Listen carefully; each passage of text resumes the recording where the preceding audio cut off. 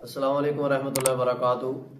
آج ہم بات کریں گے نبی علیہ الصلوۃ والسلام کیا حاضر ناظر ہیں، اور ایک چھوٹا پیر ساشے پیک جو لوگوں کو گمراہ کر رہا ہے اور دلیل دے رہا ہے کہ شیطان کو حاضر ناظر مانتے ہو تو اللہ کے نبی کو کیوں نہیں مانتے، فرشتوں کو حاضر ناظر مانتے ہو تو اللہ کے نبی کو کیوں نہیں مانتے۔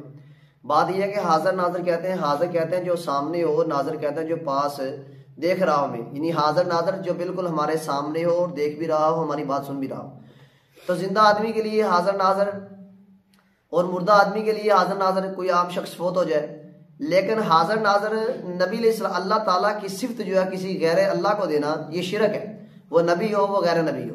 تو حاضر ناظر اللہ کی صفت ہے جو آپ تو خود عرش معلیٰ پہ موجود ہے، علم کے اعتبار پہ پوری دنیا پہ سمندروں کی گہرائیوں تک اس کا علم ہے، اور دلیل وہ دے رہا ہے کہ شیطان کو آپ حاضر ناظر مانتے ہو۔ میں تو کہتا ہوں شیطان بھی حاضر ناظر نہیں ہے، شیطان بذات خود اس نے اپنا جو تخت لگایا ہے سمندر میں اور اپنے جو چیلے وہ بھیجتا ہے لوگوں کو گمراہ کرنے کے لیے۔ تو جو فرشتے حاضر ناظر ہیں، فرشتے بھی حاضر ناظر نہیں ہیں، کیونکہ میرے جو فرشتے جو میرے عمل لکھ رہے ہیں کرامن کاتبین، اس کو ان فرشتوں کو میرے بھائیوں کے اعمال کا نہیں پتا، جو میرے بھائیوں کے اعمال لکھ رہے ہیں ان کو ان کے دوسرے مسلمانوں کے اعمال کا نہیں پتا۔ تو فرشتہ بھی جو ہے وہ جس انسان کے ساتھ ہے اس کو اسی کی خبر ہے، کیونکہ وہ اس کے پاس ہے۔ اور اگر نبی حاضر ناظر ہوتے تو نبی علیہ الصلوۃ والسلام کو کتنی تکلیفیں آئیں۔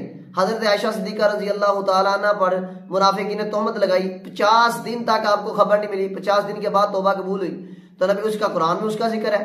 پھر نبی علیہ الصلوۃ والسلام کو یہودیہ عورت نے زہر جو کھانے میں زہر ملا کے کھلا دی، اس کا علم نہیں ہوا۔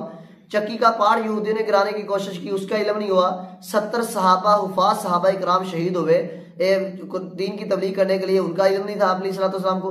احد میں تکلیفیں آئیں، 40 سال کے بعد نبوت ملی تو آپ علیہ الصلوۃ والسلام کو حضرت جب نبوت سے پہلے آپ علیہ الصلوۃ والسلام نے 40 سال کی زندگی گزاری اور آپ کو پتہ نہیں تھا میں نبی بننے والا ہوں۔ تو بات یہ ہے کہ اللہ کی صفت غیر اللہ کو دینا، غیر وہ نبی ہو غیر نبی ہو، یہ شرک ہے۔ تو اب یہ جو ہاتھی کے دانت کھانے کو اور دکھانے کے اور نبی علیہ الصلوۃ والسلام کو یہ صفت دے رہے ہیں، حالانکہ نبی علیہ الصلوۃ والسلام کی توہین ہے، آپ علیہ الصلوۃ والسلام کی ذات میں غلو ہے۔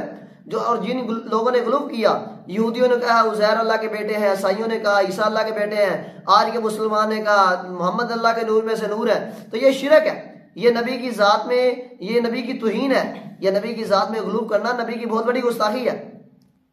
حکومت وقت کو ان لوگوں کو لگام دینی چاہیے جو دین میں طرح طرح کا پراپوگنڈا کرتے ہیں، لوگوں کو مشرک بنا رہے ہیں۔ ان کے پیچھے بہت بڑی سازشیں ہیں یہود و نصارہ کی کہ لوگوں کے ایمان خراب کیجئے، لوگوں کے عمل خراب کیجئے، لوگوں کا عقیدہ خراب کیجئے۔ شیطان جو ہے عقیدہ خراب کر رہا ہے لوگوں کا، بھلے کوئی حج کرے یا نہ کرے اس سے کوئی پرواہ نہیں ہے، بس عقیدہ خراب ہونا چاہیے۔ عقیدہ ٹھیک ہوگا، اللہ پر ایمان ہوگا تو انسان جنت میں جائے گا۔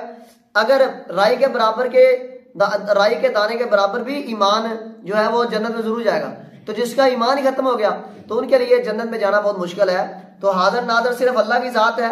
قرآن مجید میں بھی اللہ نے فرمایا عالم الغیب والشہادہ ان اللہ غیب السماوات والارض، اللہ ہی غیب جانتا ہے زمین اور آسمان میں، جو پیغمبر ہو، آدم ہو، کوئی بھی نبی ہو، کسی کا وہ جو نہیں پتا، صرف پیارے پیغمبر علیہ الصلوۃ والسلام کی موجودگی میں جو آپ کے سامنے ہوا ہے وہی آپ کو بتایا۔ اگر آپ گھر میں ہیں اور باہر کوئی مسئلہ بنایا تو نبی علیہ الصلوۃ والسلام کو نہیں علم۔ حضرت حمزہ اتنے صحابہ شہید ہوئے، نبی کی بیٹی شہید ہوئی، نبی علیہ الصلوۃ والسلام کا بیٹا شہید ہوئے، بیٹے فوت ہوئے، تو آپ علیہ الصلوۃ والسلام کو خبر ہو جانی چاہیے تھی، لیکن نہیں۔ جو جبریل امین علیہ الصلوۃ والسلام نے خبر دی، اسی خبر کا آپ علیہ الصلوۃ والسلام کو پتہ چلا۔ وما ينطق عن الهوى ان هو الا وحی یوحى، یہ پیغمبر وحی کے علاوہ نہیں بولتا، جو بھی بات نبی نے کہی ہے وہ وحی کے ساتھ ہی گئی ہے، نبی نے اپنی طرف سے کچھ بھی نہیں کہا، اور نہ ہی نبی حاضر ناظر جانتے ہیں وہ کوئی بھی نبی ہو۔ اللہ مسلمانوں کو حق سمجھنے کی توفیق عطا فرمائے۔